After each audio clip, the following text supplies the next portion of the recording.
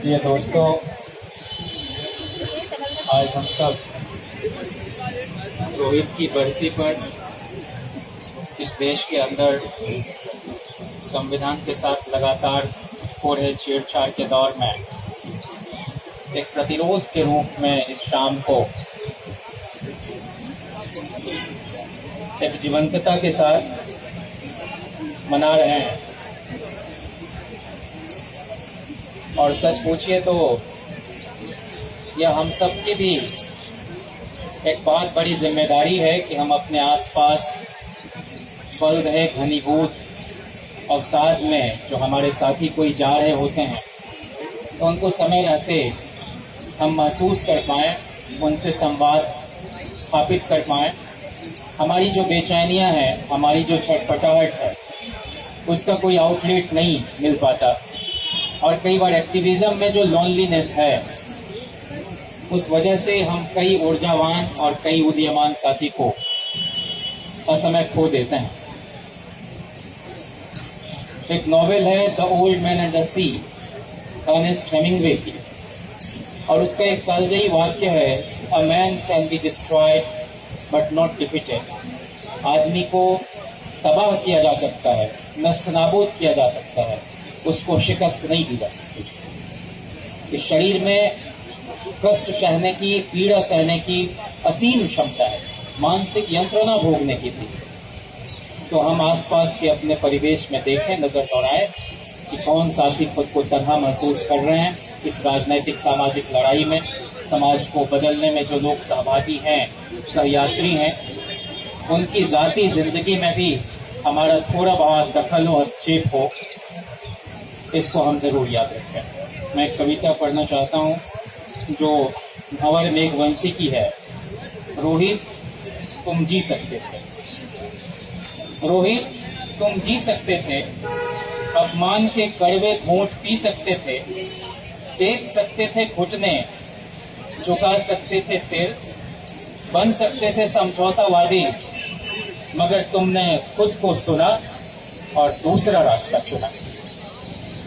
रोहित, तुम्हारे कमरे में पाया गया था खतरनाक सामान, तस्वीर बाबा साहब और सावित्रीबाई फूले की। तुमने किए थे कुछ देश विरोधी कृत्य, जैसे कि फांसी की सजा की मुखालफत। तुमने दंगों की हकीकत जाननी चाहिए थी, तुमने दंगों की हकीकत बतानी चाहिए थी। तुमने मुजफ्फरनगर अभी बाकी है जैसी फिल्म दिखानी चाहिए थी। तुम्हें सिर्फ रिसर्च करना था, तुम्हें सोचने की कौन बोला? तुम्हें सिर्फ रिसर्च करना था, तुम्हें सोचने की कौन बोला? तुमने चुपचाप रहना था, तुम्हें बोलने की कौन बोला? रोहित, तुमने सोच भी कैसे लिया कि प्रचंड बहुमत वाले इस चक्रवर्ती राज में तुम जो चाहोगे वो बोलोगे और उनके विरुद्ध मुंह खोलोगे? उनकी मर्जी के खिलाफ कुछ भी मनचाहा खा लोगे? नहीं करना था, पर तुमने किया ये सब। बन गए थे तुम एक कांटा, एक न एक दिन निकालना ही था तुमको। रोहित, मंत्री बंडारू और वीसी अप्पा राव कह रहे हैं कि उन्होंने नहीं मारा तुमको। सही बात है, वे अब नहीं मारते किसी को, उनके पूर्वज मारते थे। एकलव्यों से अंगूठा कटवा लेते थे और शंबुकों का काट देते थे गला। पर अब वे ऐसा नहीं करते, बस बना लेते हैं फंदे गले की नाप के, फिर कोशिश करते हैं कि वो फंदे तुम्हारे गले के काम आ जाए। अब वे मारते नहीं, करते हैं मरने को मजबूर। तुम्हारे साथ भी तो यही किया इन्होंने। रोहित, तुम लेखक बनना चाहते थे पर लेख बन गए। तुमने मरकर भी वही किया जो तुम जिंदा रहकर कर सकते थे। तुमने इस समाज, राष्ट्र और धर्म के दोहरेपन और अन्यायकारी चरित्र को किया है उजागर। तुम आज प्रतिरोध की सबसे प्रमुख आवाज बन गए हो। रोहित, तुम्हारी मौत आत्महत्या नहीं है, तुम आत्महंता नहीं, आत्म बलिदानी हो हमारी नजर में। तुमने लिया क्रूर व्यवस्था के विरुद्ध सबसे कठोर निर्णय, रोहित, तुम्हारा आखिरी खत, जिसे सुसाइड नोट कहा जा रहा है, पढ़ा है मैंने भी। तुमने खोल कर रख दिया अपना भीतर, तुमने उघाड़ दिया हम सबका बाहर। हाँ रोहित, तुमने सही कहा, हमारी भावनाएं दोयम, प्रेम बनावटी और मान्यताएं झूठी हो गई हैं। आदमी अब सिर्फ एक आंकड़ा, एक बोझ और वस्तु भर रह गया है। यह सच है मेरे दोस्त, तुमने ठीक ही लिखा, तुम ठीक ही लड़े, तुमने सब ठीक ही किया। काश तुम और जी पाते, लड़ पाते, बिना थके। तुम्हारी बेहद जरूरत थी इस भयानक दौर को। तुम्हारी तरह आजाद ख्याल, निडर, बेमिसाल इंसान चाहिए था हमको। रोहित, अब चिंता सिर्फ इतनी सी है कि तुम्हारी मौत व्यर्थ नहीं जाए, यह जंग कहीं हम हार नहीं जाएं, कोई और एकलव्य अपना अंगूठा नहीं खो दे, किसी मर्यादा पुरुषोत्तम के हाथ हम अपना शंभू नहीं खो दें। तुम तो चले गए सितारों के पार, पर हमें लड़नी होगी एक लंबी लड़ाई। हमें उम्मीद है कि एक न एक दिन हम उन सितारों को धरा पर उतार लाएंगे दोस्त, तुम्हारी खातिर, कि भविष्य में कोई और रोहित वेमुला इस तरह नहीं जाए चला हाथों से हमारे। जिस तरह तुम मरते वक्त थे बिल्कुल खाली, अभी वैसे ही मैं बिल्कुल शून्य होकर सोच रहा हूँ, पर मरने के लिए नहीं, जीने के लिए एक आखिरी और निर्णायक जंग लड़ने और जीतने के लिए, कहते हुए तुमको एक क्रांतिकारी जय भीम। मित्रों, मैं बहुत कुछ नहीं बोलना चाहता, लेकिन इतना जरूर कहूं कि आदमी जन्म लेता है, माँ की गोद से लुढ़क कर चलना सीखता है, फिसलते फिसलते जवान हो जाता है, संभलते संभलते बूढ़ा और फिर तो लुढ़क कर अलविदा। लेकिन न जाने कितने लोग आज यूनिवर्सिटी कैंपसेस में इस नैसर्गिक जीवन चक्र को तोड़ने का एक फैसला ले पाते हैं। मैं नहीं जानता कि उस वक्त उनकी मनोस्थिति कैसी होती होगी। जो लोग कई बार एक कोफ्त सी होती है या फिर एक लाचार की बेबसी सी कि काश हम कुछ कर पाते, काश वो हमसे कम्युनिकेट कर पाता, लेकिन उस वक्त तो आदमी खुद से भी संवाद तोड़ देता है, फिर बाकी को बताने का तो वक्त ही नहीं मिल पाता। लेकिन जो हमारे समाज की कड़वी सच्चाई है, आज भी लोग नहीं बदले। आज भी सरकारें उन लोगों की जातियां खोजने में ज्यादा मसरूफ है। शिक्षा पर बजट की कटौती हो रही है। हायर एजुकेशनल इंस्टीट्यूशंस में लगातार डिस्क्रिमिनेशन हो रहा है। रोहित एक्ट की मांग हमारी बहुत लंबी है, 4 सालों से उस पर कुछ नहीं हुआ। और ये जो एनसीआर, एनपीआर, ये जो सीएए है, उसका एकमात्र इलाज है कि आप कास्ट सेंसस जो 1931 के बाद इस देश में नहीं हुई है, उसको जब तक जारी नहीं करोगे, जब तक साइंटिफिकली एक data census commission of India द्वारा नहीं आ जाता है, जिसमें अंडर रिप्रेजेंटेड और ओवर रिप्रेजेंटेड लोगों के बारे में हमको सही पता चल पाए, तब तक उनके लिबरेशन के लिए, तब तक उनके एमेंसिपेशन के लिए कोई पॉलिसी लेवल पर सीरियस कोई काम सरकार कर पाए या कोई प्रेशर ग्रुप ऐसा करवा पाए, उसमें कोई सहूलियत नहीं हो पाएगी।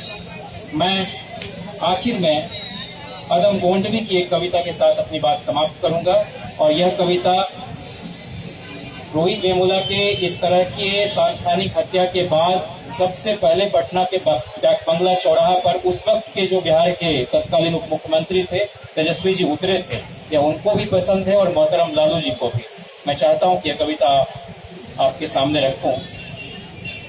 आइए महसूस करिए, और कविता का उन्वान है चमारों की गली तक। आइए महसूस करिए जिंदगी की ताप को, मैं चमारों की गली तक ले चलूंगा आपको, जिस गली में भुखमरी की यातना से ऊबकर मर गई पुलिया बिचारी एक कुएं में डूबकर, है सधी सिर पर बिनौली कंजियों की टोकरी, आ रही है सामने से हरकुआ की छोकरी, चल रही है छंद के आयाम को देती दिशा, मैं इसे कहता हूँ सरजू पार की मोनालिसा। कैसी यह भयभीत है हिरनी सी घबराई हुई, लग रही है जैसे कली बेला की कुमलाई हुई, कल को यह बाचाल थी पर आज कैसी मौन है, जानते हो इसकी खामोशी का कारण कौन है? ये हे यही सावन के दिन हरखू गया था हाट को, सो रही बूढ़ी ओसारे में बिछाए खाट को, डूबती सूरज की किरणें खेलती थी रेत से, घास का गट्ठर लिए वह आ रही थी खेत से, आ रही थी वह चली खोई हुई जज्बात में, क्या पता उसको कि कोई भेड़िया है घाट में।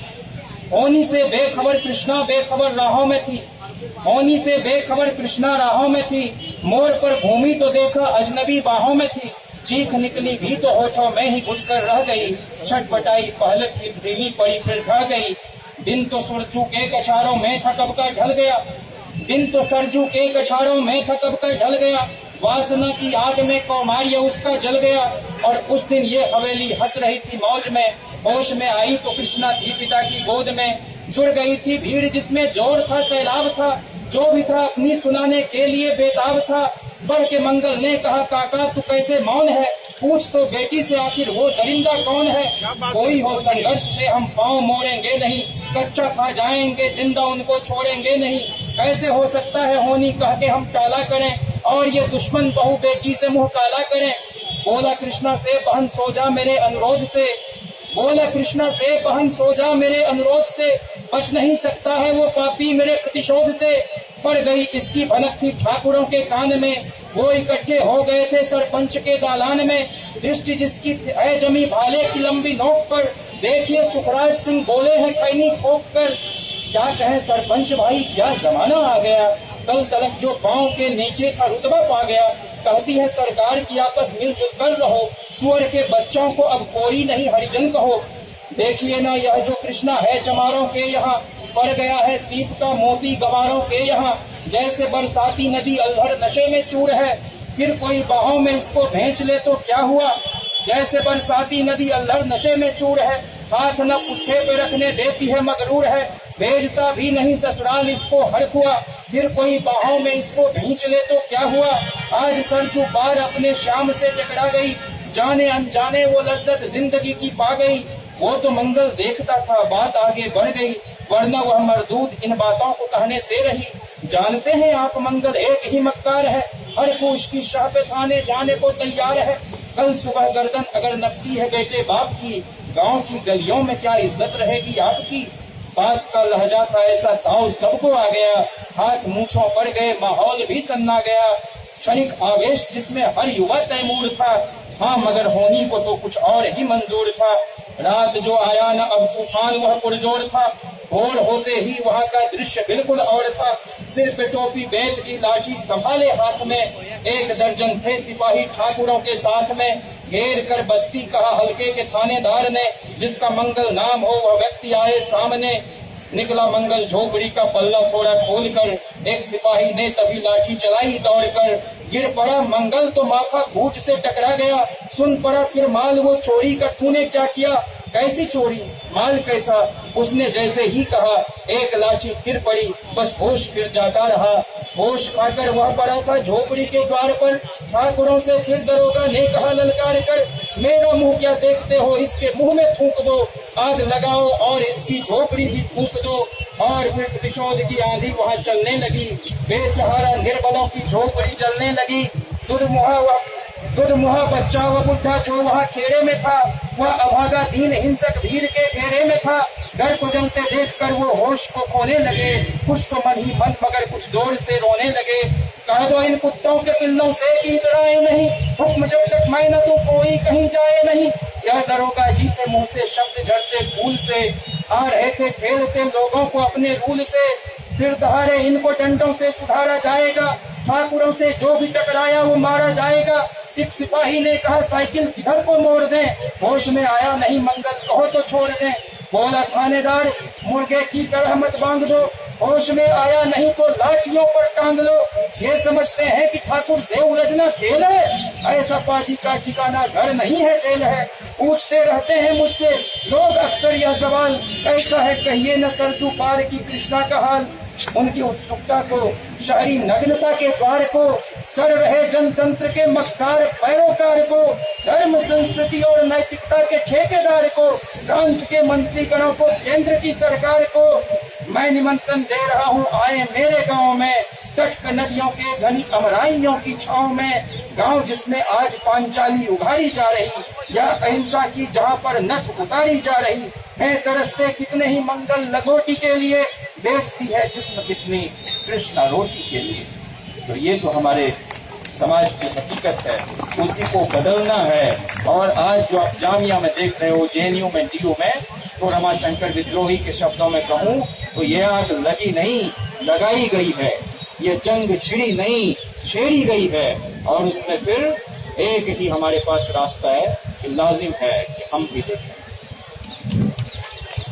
और रोहित जैसे लोग बार बार कैंपसेस में आए और उनका हश्र हुआ नहीं हो जो रोहित का हुआ, और हम लोग जैसे रमाशंकर विद्रोही को याद करने वाले लोग भी एक रोमानियत में उनको याद करते हैं। मैं कहता हूं कि जेएनयू को रमाशंकर विद्रोही पर फख्र बाद में हो, पहले शर्म से माथा झुक जाना चाहिए द्रोणाचार्यों का। जो लोग जाति पूछते थे, जो लोग उनके टर्म पेपर को फेंक देते थे, और उनकी कविता की आज भी कोई औपचारिक समीक्षा नहीं हुई है। बड़े बड़े प्रबंधक किस्म के आलोचक हुए, बड़े बड़े नामवर किस्म के क्रिटिक हुए, लेकिन सबकी कहीं न कहीं उपेक्षा वाली दृष्टि रमाशंकर विद्रोही जैसे कवियों पर हुई, जबकि उनकी कविता की ठीक से मीमांसा हो